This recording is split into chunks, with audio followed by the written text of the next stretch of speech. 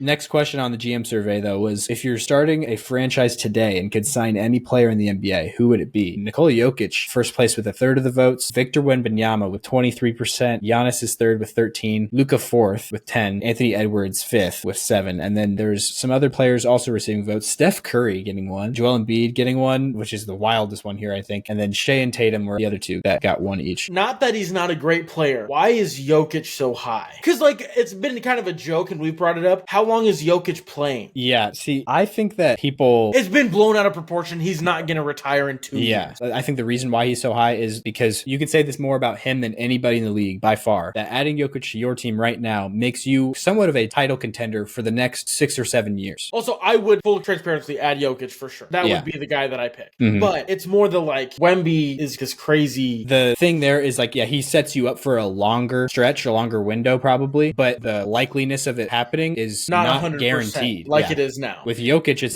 definitely there. It's proven that he can lead a team to the NBA Finals and beat just about any team that's matching up with him. It's like a surefire pick. And he's not super old. He's only 28, and his game is built to last also. Yeah, it just depends on if his love of the game is built to last. No, he loves basketball. That's been blown out of proportion, but it's more the like a lot. But I understand it because I think that's a lot of people that are more NBA casuals, which is a term I've wanted to get away from, but it's just the one that's coming to mind. People who just, aren't nerds about basketball. I think that what they like to think of Jokic as is just oh wow, it's crazy that he's the best player in the world and he doesn't even care about he doesn't even like basketball. So that's what people want to see. I think Jokic, honestly, he likes that's the narrative about him. And I 100% believe that ever since this finals run and ever since the whole narrative around all of the NBA has become, oh, Jokic is the best player on the planet, he doesn't even like basketball. Ever since then in interviews, he's been saying things that he just never said before. He just leaned into it.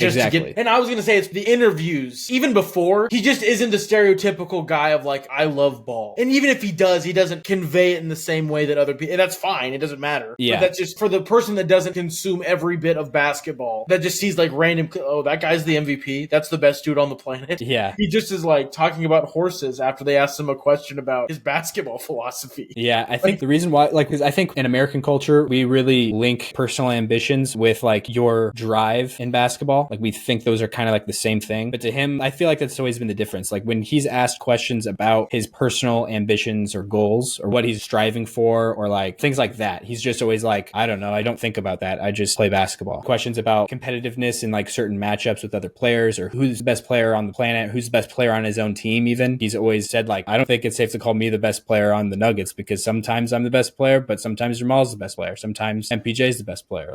And that's just, I don't know. I think that type of thing is why people started to get that narrative in the past, and also just how much he likes to talk about home and stuff like that. But then I feel once he started to see that become the narrative, now he's oh yeah, I didn't touch a basketball all summer, saying things like that, kind of leaning into it. But yeah, that's my theory at least, because I know from conversations and interviews that he has had in the past where it's purely about the schematics of the game and what he sees as the beauty of basketball. When he's talking about that, he lights up and he's more engaged than he ever has been in interviews talking about that kind of thing. You can tell he really does care about basketball and he enjoys it. And it's just a thing that's got blown out of proportion. And I get that totally makes sense. Also the window, it's now. Mm-hmm. It's a now window thing. For sure.